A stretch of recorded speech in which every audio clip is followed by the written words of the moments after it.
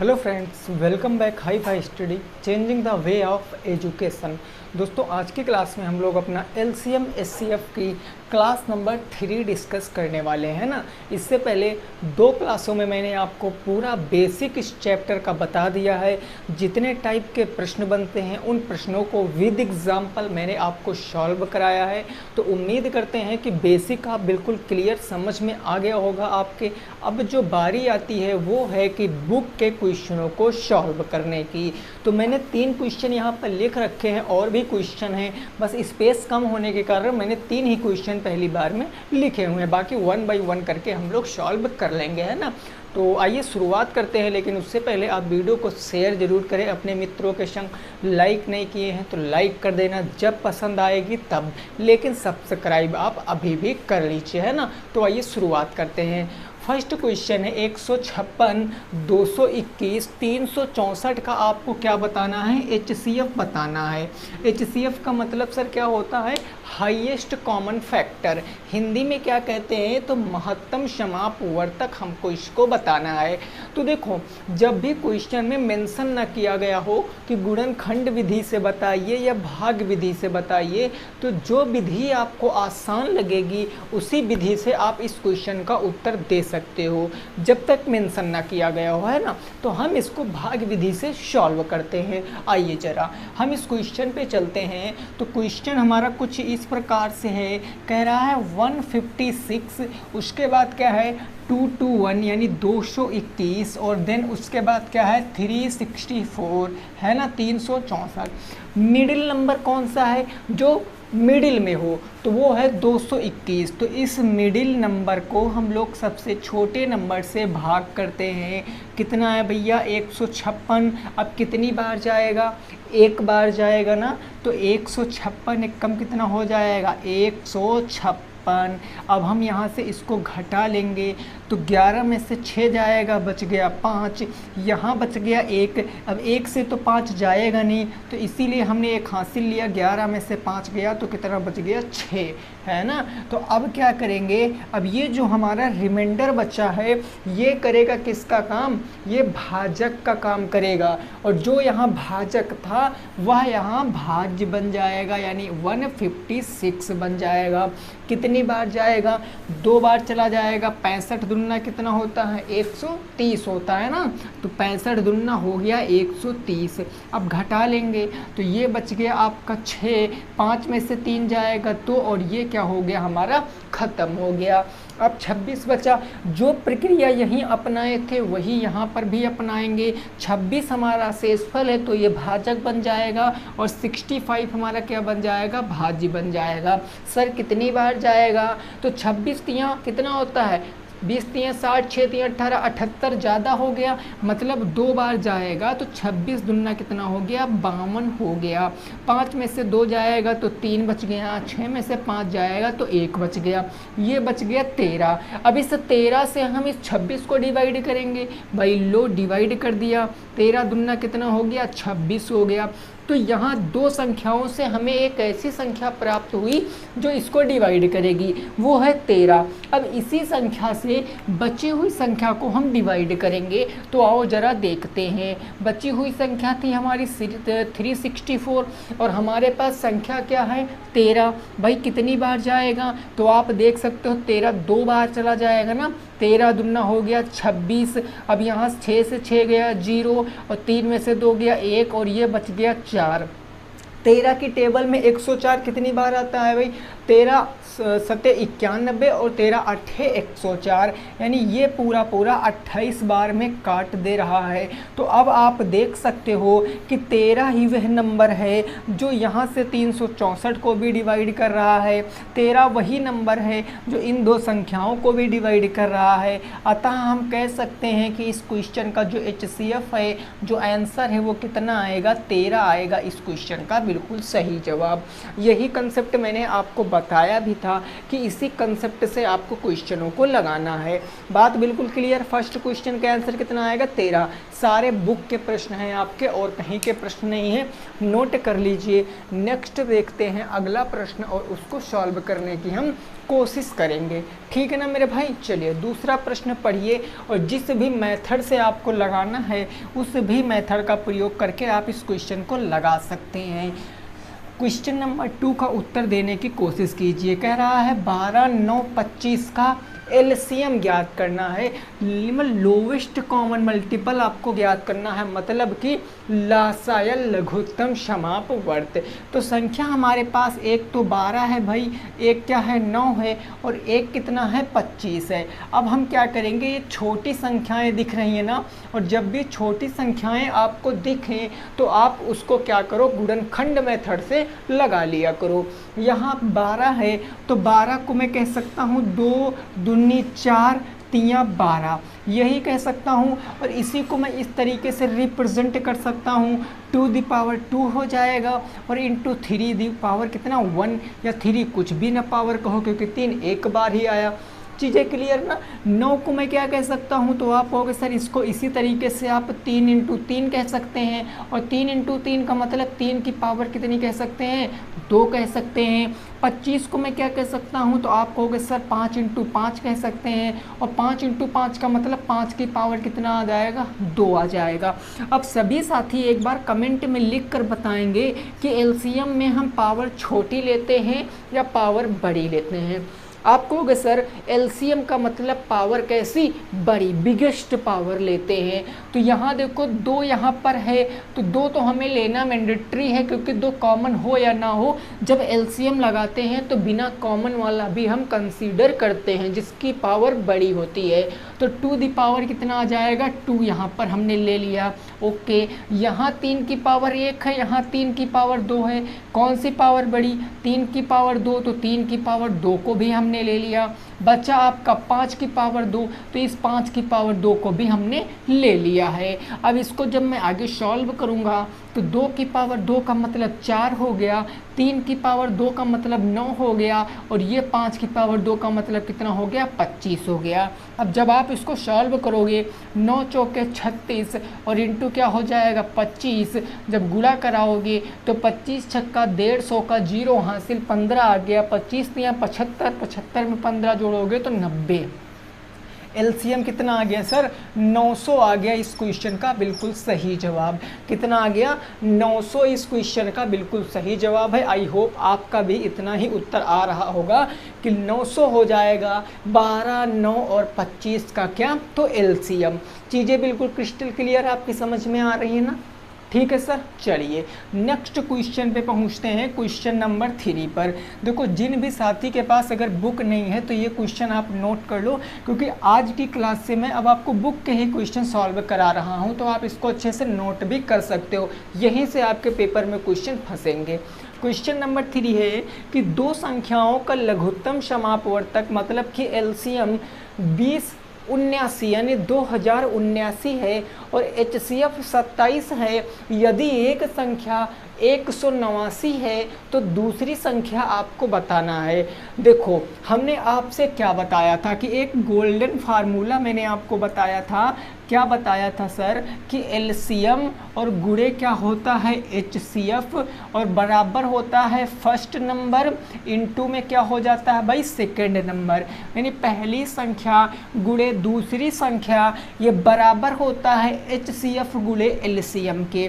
Question में देखो LCM कितना दे रखा है, तो आप कहोगे सर 2079 है ना, तो यहाँ हम एलसीएम के स्थान पर रख देंगे 20 और 79 इंटू एचसीएफ कितना दे रखा है मेरे भाई, तो 27 दे रखा है। ये एचसीएफ हमने रख दिया कितना 27 बराबर। अब पहली संख्या या दूसरी संख्या, कोई संख्या मान लो रही होगी 189 रही होगी, तो मैं मान लेता हूँ पहली रही होगी 189, तो पहली के स्थान पर 189, दूसरी संख्या को मैंने x मान लिया। अब इसी x का मान ज्ञात कर लेते हैं। देखो गुणे में है ना, और गुणा इधर आएगा तो ये बटे में हो जाएगा, यानी ये हो जाएगा 20 और 79 इंटू क्या हो जाएगा 27, और ये कहाँ आ जाएगा बट्टे में आ जाएगा। अब मैं एक बात आपको बता रहा हूँ जो हो सकता है आपके बहुत ज़्यादा काम आ जाए। देखो कई दोस्त क्या करेंगे कि पहले इसका गुणा कराएंगे, उसके बाद इस संख्या से भाग देंगे तो उत्तर लाएंगे, वहाँ से भी उत्तर आता है। लेकिन आप खुद से सोचो, जब संख्या गुणे में है और ये आके भाग में आएगा तो गुणा कराने की ज़रूरत ही नहीं है, क्योंकि ये संख्या इस संख्या से तो डिवाइड होना ही होना है। क्या बात आपकी क्लियर समझ में आ रही है? आओ इसको सॉल्व करते हैं। मैं इसको 3 से काट देता हूँ।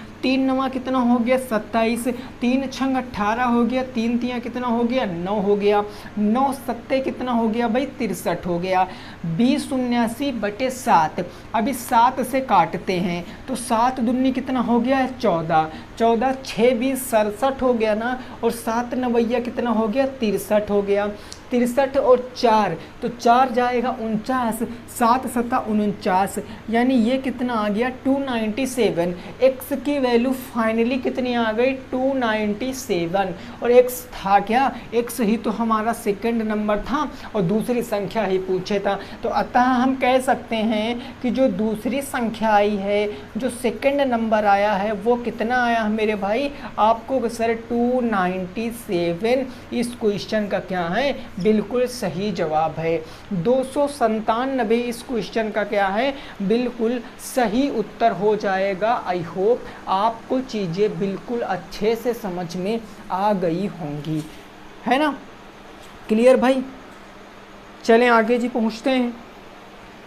ओके, नेक्स्ट देखेंगे क्वेश्चन नंबर 4, है ना, प्रश्न संख्या नंबर 4 को डिस्कस करेंगे, और अब 1 बाय 1 करके हम लोग ले चलने वाले हैं क्वेश्चनों को। तो बस आप बने रहना वीडियो के अंत तक, आपके सारे डाउट क्लियर होंगे। और आप देखना, मैं जो भी जितना भी प्रश्न आपके बुक में दिया गया है मैं सारा प्रश्न आपको कराने वाला हूँ, है ना।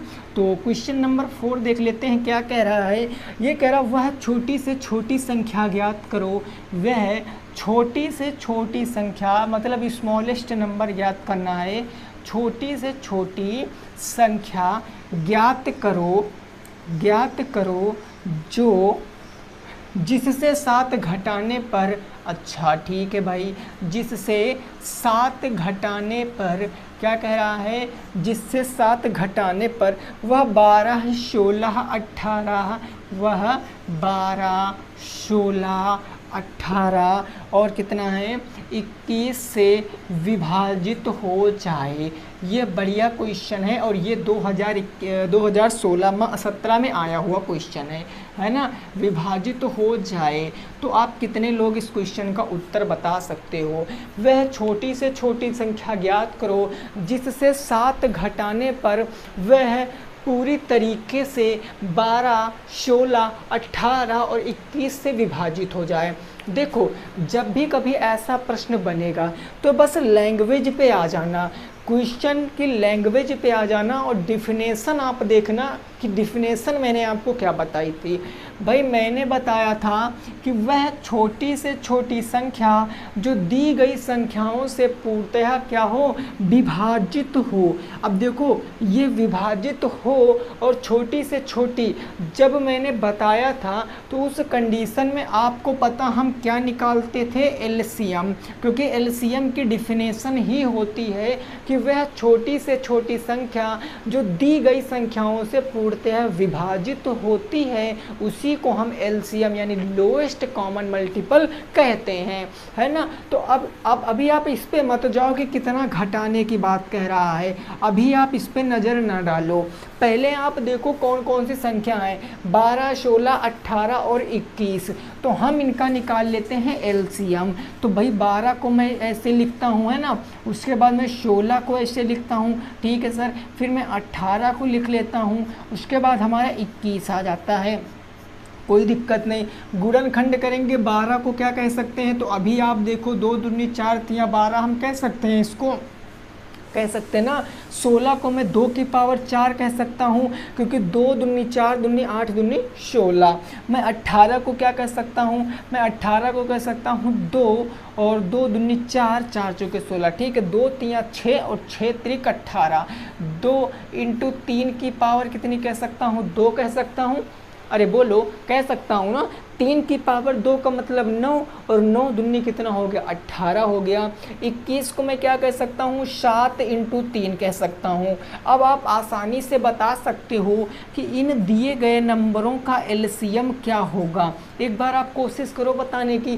भाई 2 देखो, 2 की पावर 2 ये सबसे बड़ी पावर है, बाकी 2 की पावर 2 से कोई बड़ी है ही नहीं, तो 2 की पावर 2 हमारी सबसे बड़ी है, हमने इसको क्या किया, ले लिया। उसके बाद आप देखो 3 को, यहाँ 3 की पावर 2 है, यहाँ 3 की पावर 1 है, यहाँ 3 की पावर 1 है। कौन सी पावर सबसे बड़ी है, 3 की पावर 2 सबसे बड़ी है। तो 3 की पावर 2 को भी हम क्या करते हैं, ले लेते हैं। बचा क्या, कुछ बचा, बिल्कुल बचा, 7 बच गया। तो इस 7 को भी हम ले लेंगे, जब भी एलसीएम निकालेंगे तो कुछ भी नहीं छोड़ते हैं, तो 7 को ले लिया। अब सर इसका प्रोडक्ट कराएंगे, तो 2 की पावर 2 का मतलब 4 हो गया, 3 की पावर 2 का मतलब 9 हो गया, इंटू कितना हो गया, 7 हो गया। यानी ये हो गया 4 इंटू 9 सत्ते कितना हो गया, 63 हो गया। जब गुणा कराएंगे तो 4 तिया 12, कैरी कितना आ गया सर, 1 आ गया।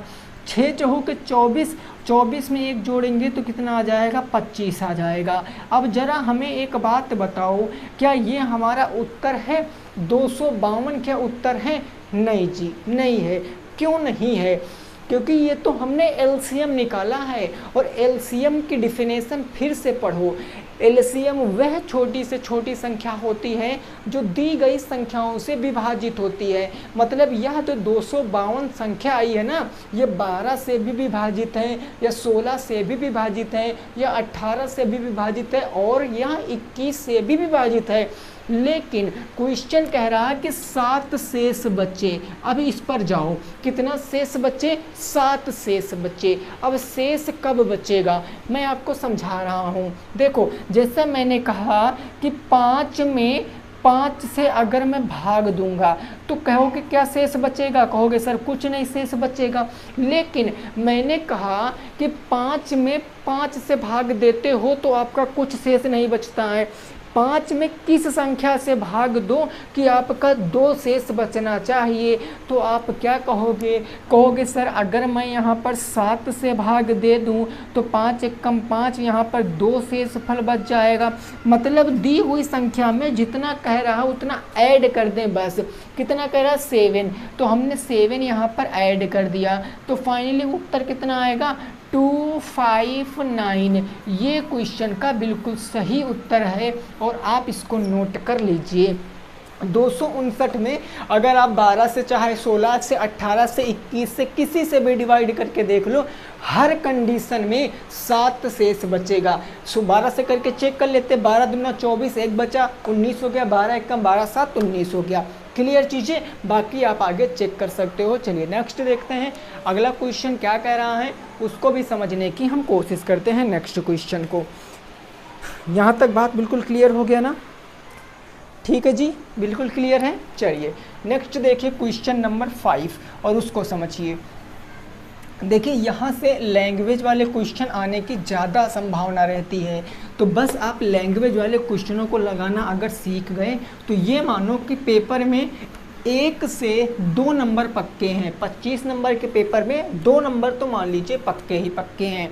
क्वेश्चन नंबर 5 क्या है, ये कह रहा वह छोटी से छोटी संख्या, वह छोटी से छोटी संख्या, वह छोटी से छोटी संख्या जो 3, 6, 12 व 15, 3, 6, 12 व 15 से पूर्णतया विभाजित हो।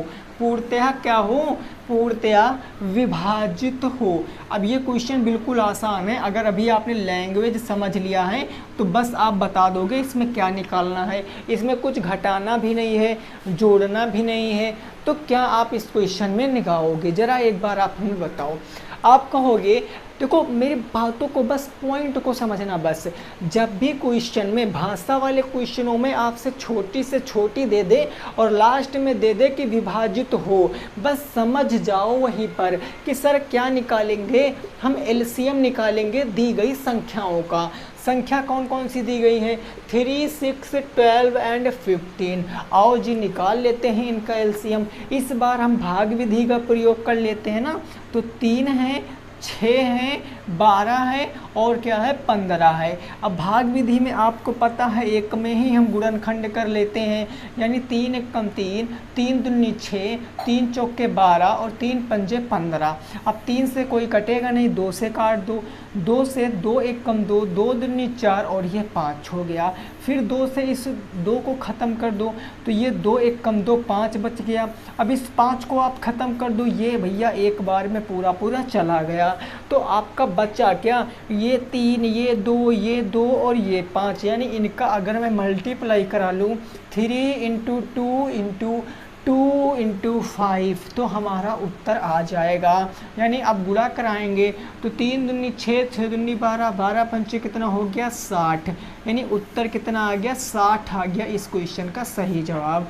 60 आ गया इस क्वेश्चन का बिल्कुल सही जवाब। क्या बात आप हमारी समझ पाए हो, बात आप हमारी समझ पाए हो कि नहीं समझ पाए हो, समझ गए हो ना। चलिए अब एक क्वेश्चन दे रहे हैं हम, आपके बुक का क्वेश्चन है तो आप उस क्वेश्चन को लगाओ और उसमें आपको एक नई चीज़ सीखने को मिलेगी। आप उस क्वेश्चन को पढ़ोगे तो हो सकता है थोड़ी देर के लिए आपका माथा चकरा जाए कि एक्चुअल में ये क्वेश्चन हम कैसे लगाएंगे, लेकिन मैं आपको समझाता हूँ। क्वेश्चन है कि दो संख्याओं का ये बुक का ही क्वेश्चन है मेरे भाई ना, दो संख्याओं का जो गुणनफल है, गुणनफल वो है 117, गुणनफल 117 है। तो क्वेश्चन में कहा है कि एलसीएम ज्ञात करो। क्या पूछे हैं मेरे भाई, एलसीएम ज्ञात करो। वो दो संख्याएं जो है ना उनका एलसीएम ज्ञात करना है। अब इस क्वेश्चन को आप कैसे लगाओगे, इस क्वेश्चन को आप कैसे लगाओगे। क्वेश्चन देखो, क्वेश्चन डिट्टो यही लैंग्वेज में है आपकी बुक में, लैंग्वेज ज़रा से भी मैंने चेंज नहीं की है। बस एक चीज़ आपको मैं ये समझाने की कोशिश कर रहा हूँ कि यहाँ पर क्वेश्चन में एक चीज़ मिसप्रिंट है, जो इसको लिखना था कि दो सह अभाज्य संख्याओं का, यह चीज़ लिखना था कि दो सह अभाज्य संख्याओं का। अब सह अभाज्य क्या होता है, देखो सह अभाज्य को इंग्लिश में बोलते हैं कोऑपरेटिव नंबर। यह सह अभाज्य संख्याएं क्या होती हैं, एक सेकंड के लिए आपको इसको समझना है। सह अभाज्य संख्याएं, ज़रा इसका कंसेप्ट समझ लो, फिर आप देखो कैसे चुटकियों में ऐसे क्वेश्चन में कितने भी दे दूं आप लगा दोगे। सह अभाज्य संख्याओं क्या होती, संख्याएं क्या होती, ज़रा समझो। ऐसी संख्याएं मेरे भाई, ऐसी संख्याएं, पॉइंट को नोट करना बहुत काम आएगा आपके पॉइंट। ऐसी संख्याएं जिनका HCF क्या हो, जिनका HCF हमेशा कितना होता है, 1 होता है। ऐसी संख्याएं जिनका HCF कितना होता है, 1 होता है, वह संख्याएं क्या कहलाती हैं सर, सह अभाज्य संख्या कहलाती हैं। क्या मैंने बताया, सह अभाज्य संख्या वे संख्याएं होती हैं जिनका HCF कितना होता है, 1 होता है। एग्जाम्पल के लिए मैं आपको अगर समझाऊं तो जैसे मैंने कहा 5 और 7, ये मैंने दो संख्याएं लिख दी। अब इन दो संख्याओं का यदि आप HCF निकालोगे, इन दो संख्याओं का यदि आप HCF निकालोगे तो कितना आएगा HCF, तो HCF कितना आएगा, 1 आ जाएगा। अरे 7, 5 का HCF कितना आएगा, 1 आएगा। जैसे मैंने कहा कि 3 और 2 ये दो संख्याएं हैं, इन दो संख्याओं का अगर आप HCF निकालोगे तो फिर से HCF कितना आएगा, 1 आएगा। तो ये क्या हो जाएंगी, सह अभाज्य संख्या हो जाएंगी। अगले जैसे मैंने कोई भी संख्या मान लिया, कह दिया, मैंने कहा 11 और 13, ये क्या है, ये 11 और 13 कैसी संख्याएं हैं, सह अभाज्य संख्याएं हैं, क्योंकि जब इनका आप HCF HCF निकालोगे हाईएस्ट कॉमन फैक्टर तो 1 ही आएगा। यानी चीज़ें मैं आपको ये समझाने की कोशिश कर रहा हूँ कि सहअभाज्य संख्या वह संख्याएं होंगी जिनका एक्चुअल में HCF कितना होगा 1 होगा। HCF कितना होगा 1 होगा। अब बिना इसके आप नहीं लगा सकते थे, ठीक है ना। अब क्वेश्चन पढ़ो। अब क्वेश्चन क्या कह रहा उसके अब बातों को समझो। क्वेश्चन कह रहा दो संख्याओं का गुणनफल 117 है तो एलसीएम ज्ञात करो। ठीक है सर, अब मैंने क्वेश्चन में आपको लिख दिया है कि दो सहअभाज्य संख्याओं का, ये केवल सहअभाज्य मिसप्रिंट था आपकी बुक में, ठीक है ना। देखो अब इस क्वेश्चन को आप कैसे उड़ाओगे शानदार तरीकों से। भाई दो सहअभाज्य संख्याएं हैं, सहअभाज्य संख्याओं का HCF हमें पता है कि HCF हमेशा सहअभाज्य संख्याओं का कितना होगा तो 1 होगा, है ना भाई, यही तो होगा। ठीक है, अब हमने फार्मूला पढ़ रखा है कि एलसीएम इंटू क्या होता है HCF और बराबर क्या होता है पहली संख्या फर्स्ट नंबर और गुणे क्या हो जाता है सेकंड नंबर यानी दूसरी संख्या, यही तो हो जाता है। अब इन दोनों संख्याओं का देखो गुणनफल आपको दिया है भाई, दोनों संख्याओं का गुणनफल कितना दिया है 117 दिया है।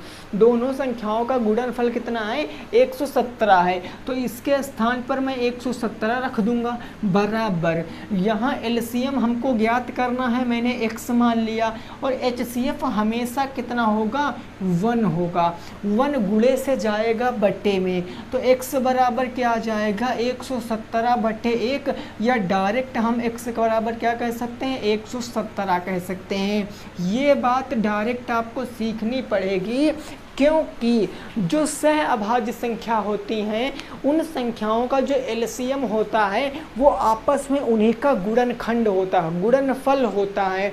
बात को मेरी समझना, जैसे मैंने आपसे कहा कि 5 और 7 का अगर मैंने डायरेक्ट आपसे पूछा कि HCF कितना होगा, आपने बोला 1, क्योंकि ये क्या है, ये आपके हैं भाई सहअभाज्य संख्याएं। लेकिन अगर मैं इनका एलसीएम पूछूंगा तो कुछ मत करो, इनका गुणा करा दो 35, बस यही होता है। जैसे मैंने कहा 11 इंटू 13, तो 11 इंटू 13 जो होगा ना वही इसका क्या हो जाएगा, वही इसका एलसीएम हो जाएगा, क्योंकि ये कैसी संख्या है, ये सहअभाज्य संख्या है। और ये कंसेप्ट समझना आपके लिए बहुत ज़रूरी है, ये समझ लीजिए आप। क्लियर बात हो गई, समझ में आया कि नहीं आया, एक बार आप सभी साथी कमेंट करके बताओ। समझ में आया कि नहीं आया, एक बार सभी साथी आप कमेंट करके बताओ। फिर आइए हम पहुंचते हैं अपने अगले प्रश्न के ऊपर, है ना। अगले प्रश्न के ऊपर पहुंचते हैं और उसको सॉल्व करने की हम कोशिश करते हैं, ठीक है ना भाई। तो क्वेश्चन ये समझ गए होंगे आप, उम्मीद करते हैं। ठीक है भाई, नेक्स्ट क्वेश्चन क्या है ज़रा उसको समझिए। अगला प्रश्न क्या कह रहा है, क्वेश्चन नंबर कौन सा होगा हमारा, तो क्वेश्चन नंबर होगा 6। क्वेश्चन नंबर 6 क्या कह रहा है, ये कह रहा है भाई 2/3 2/3 है और फिर है 11/13 उसके बाद है आपका 4/5 का एलसीएम बताओ।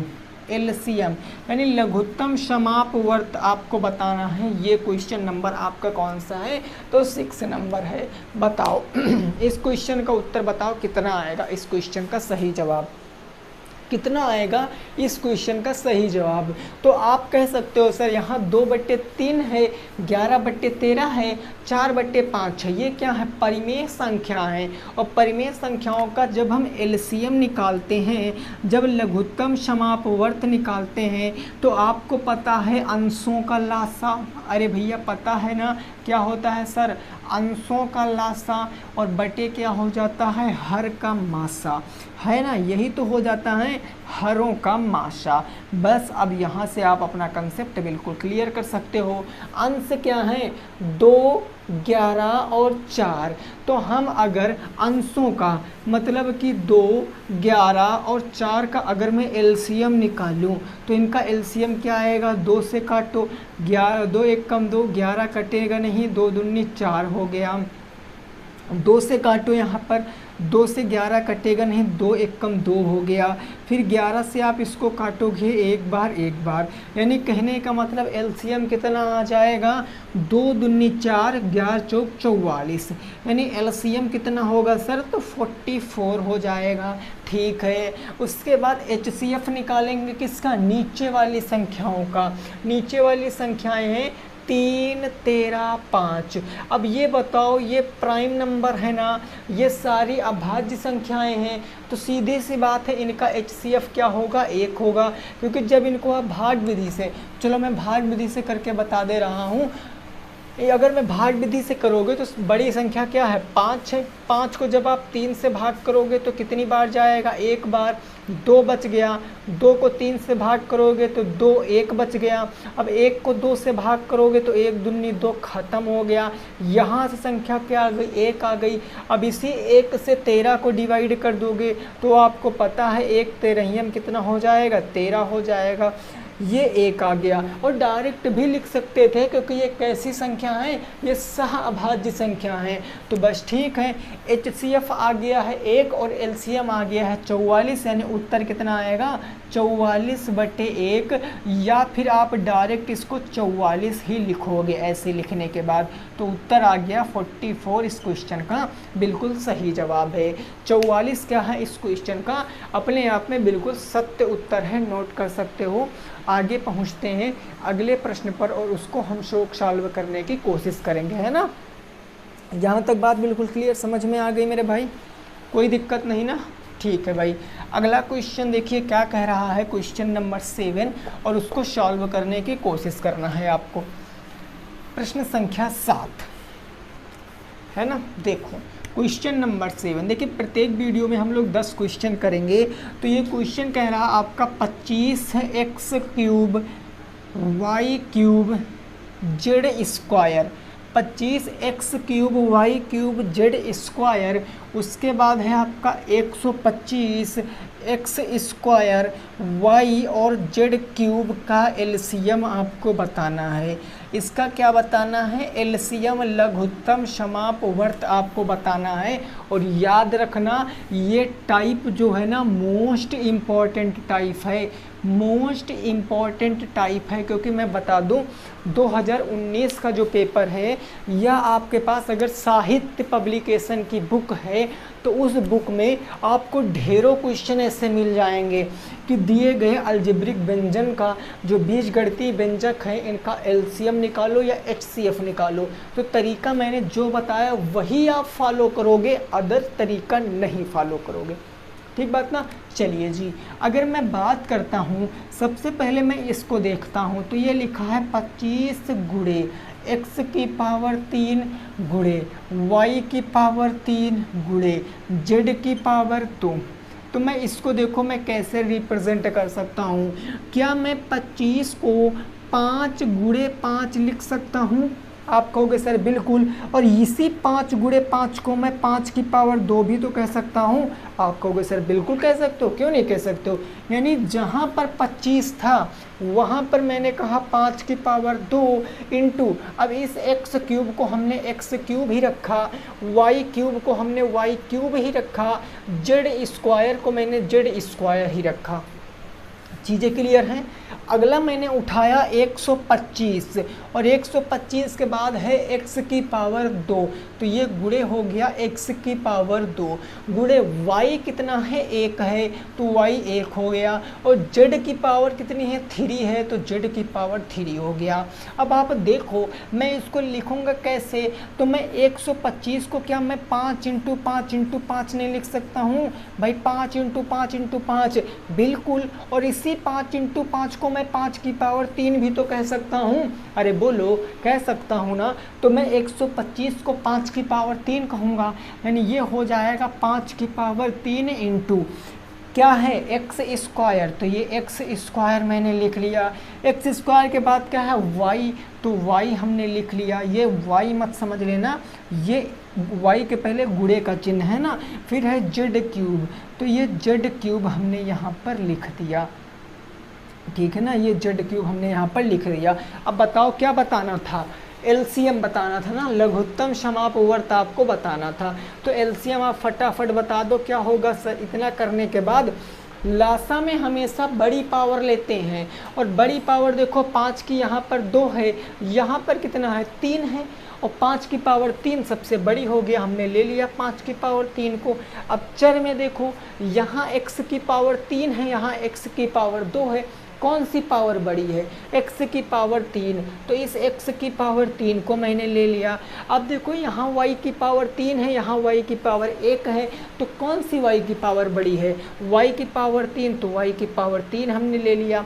यहाँ पर z की पावर 2 है, यहाँ पर z की पावर 3 है, 2 बड़ी की 3 आप कहोगे सर 3, तो z की पावर 3 हमने ले लिया। अब 105 की पावर 3 को मैं क्या कह सकता हूँ, 125 x cube y cube z cube, ये क्वेश्चन का क्या है सही उत्तर है। 125 x cube y cube z cube क्या हो जाएगा, क्वेश्चन का बिल्कुल सही जवाब हो जाएगा। और उम्मीद करते हैं कि आपको यह प्रश्न समझ में आया भी होगा। ठीक है ना भाई, आया कि नहीं आया बताओ जरा, क्लियर है। चलिए नेक्स्ट देखेंगे अगला प्रश्न। अगला प्रश्न देखते हैं क्या कह रहा है, और उसको समझने का हम प्रयास भी करते हैं। नेक्स्ट क्वेश्चन नंबर 8, प्रश्न संख्या 8। देखिए इस टाइप के क्वेश्चन बहुत ज़रूरी हैं, आपको इस टाइप के क्वेश्चन लगाना ही लगाना पड़ेगा। 100% आपको समझ में आना चाहिए इस तरह के क्वेश्चन, है ना भाई। तो क्वेश्चन नंबर 8 देखते हैं क्या है, इसको ज़रा समझिए। क्वेश्चन नंबर 8 है कि 2.5, ये क्वेश्चन बुक का नहीं है, ये हमारे पास से है। 2.5 और फिर है 12.5, है ना। उसके बाद आपका है 0.25 का HCF आपको बताना है, HCF ज्ञात करो। चलो लगाओ इस प्रश्न को, इस प्रश्न को लगाओ। HCF आपको ज्ञात करना है, हाईएस्ट कॉमन फैक्टर, और ये दशमलव की संख्याएं हैं, ये दशमलव की संख्याएं हैं। तो एक बार आप बताओ फटाफट कि क्या आएगा इस क्वेश्चन का बिल्कुल सही जवाब। अब देखो दशमलव का कॉन्सेप्ट हमने क्या बताया है कि आप देखो सबसे ज़्यादा दशमलव के बाद कितने अंक लिखे हैं। यहाँ सर 2 अंक हैं, यहाँ तो 1 ही अंक है, यहाँ भी 1 ही अंक है। अंक बराबर करो, तो ये 0 मैंने यहाँ लगा लिया, 0 मैंने यहाँ लगा लिया। क्यों लगाया 0, रीज़न सुनो। दशमलव लगाने के बाद हम कितने भी 0 बढ़ा लें वो हमारी मर्जी पर डिपेंड करता है। ऐसा गणित कहता है, किसी संख्या जैसे यहाँ पर 0.5 लिखा है, 0.5 मैं कहता हूँ आपने 0.5 लिखा है, मैंने 0.50 लिखा है, तो क्या कुछ गड़बड़ है? नहीं। तो हमसे आगे वाले ने कहा, हमने लिखा 0.500, 500 दशमलव लिख दिया, क्या ये सही है? ये तीनों सही है मेरे भाई, तीनों, क्योंकि दशमलव के बाद आप कितने भी 0 बढ़ा लो अपनी आवश्यकता अनुसार, कोई फर्क नहीं पड़ेगा। ठीक ना। चलो अब क्या करेंगे, अब दशमलव हटा के संख्याएं लिख दो, यानी ये बच गया 250, ये बच गया सर 1250, और ये बच गया कितना 25 बच गया। अब क्या करेंगे, सबसे बीच वाली संख्या देखोगे कि हमें क्या निकालना है, मासा। हम भाग विधि से निकाल लेंगे क्योंकि हमें संख्या बड़ी दिख रही है। तो जब भाग विधि से निकालेंगे तो आप देखो यहाँ पर क्या है 250 है, इस 250 को मैंने उठाया और 25 से मैंने क्या किया, डिवाइड किया। कितनी बार जाएगा भैया, 10 बार चला गया। 25 दहम्मा 250, यानी यहाँ वह संख्या क्या आ गई 25, जो इसको डिवाइड करती है। अब इसी 25 से हम इसको डिवाइड करके देखते हैं, यानी ये हो गया 1250 और डिवाइडेड बाई कितना आ गया सर 25 आ गया। 25 पंचे कितना हो गया 125 हो गया। ये पूरा ख़त्म, 0 0, ये 0 से हमने 0 ख़त्म कर दिया। यानी एक्चुअल में जो संख्या है 25 यहाँ भी डिवाइड कर रही थी, 25 यहाँ भी डिवाइड कर रही थी। तो we can say that HCF is equal to 25 मेरे हिसाब से। लेकिन आपके हिसाब से सर 25 आ रहा है, 25 तो गलत है क्योंकि दशमलव में संख्या थी। तो कितने अंक पहले दशमलव, यानी उत्तर क्या आ जाएगा 0.25। इस क्वेश्चन का क्या होगा, सही जवाब होगा 0.25। इस क्वेश्चन का बिल्कुल सही जवाब हो जाएगा। उम्मीद करते हैं कि आपकी चीज़ें समझ में आ गई होंगी, ठीक है ना। एक और क्वेश्चन में दे रहे हैं, ज़रा इसका लगा के जवाब आप कमेंट बॉक्स में बताओगे। अब जो क्वेश्चन नंबर 9 में दे रहा हूँ, इसको लगा के आपको जवाब कमेंट बॉक्स में बताना है। क्वेश्चन नंबर 9 का देखो क्या है। क्वेश्चन नंबर 9, क्वेश्चन नंबर 9 है, वह छोटी से छोटी संख्या, वह छोटी से छोटी संख्या ज्ञात करो, संख्या ज्ञात करो जिसमें 7 जोड़ने पर, 7 जोड़ने पर, है ना, 7 जोड़ने पर वह 12, 15, 20 से पूर्णतः विभाजित हो। पूर्णतः क्या हो, विभाजित हो, विभाजित हो। अब इस क्वेश्चन का जवाब आपको लगाना है। क्वेश्चन नंबर 9 का जवाब कहाँ बताना है मेरे भाई, आपको कमेंट बॉक्स में बताना है, ठीक है ना। जो चीज़ें आपकी समझ में नहीं आ रही हैं वो भी आप यहाँ पर लिख सकते हो। नेक्स्ट क्लास में उसका निवारण अवश्य किया जाएगा, उसमें कोई दो बातें नहीं हैं। तो उम्मीद करते हैं आपको क्लास पसंद आई है। अगर चीज़ें समझ में आई हैं तभी वीडियो को आपको लाइक करना है, अदरवाइज़ नहीं लाइक करना है। आपको चैनल को सब्सक्राइब कर लेना है। उसके बाद आप अपने मित्रों संग इस वीडियो को ज़रूर शेयर कीजिए, ठीक है ना। चलिए मिलेंगे आपसे नेक्स्ट क्लास में, तब तक सभी साथी रखेंगे अपना ख्याल। जय हिंद, जय भारत और वंदे मातरम।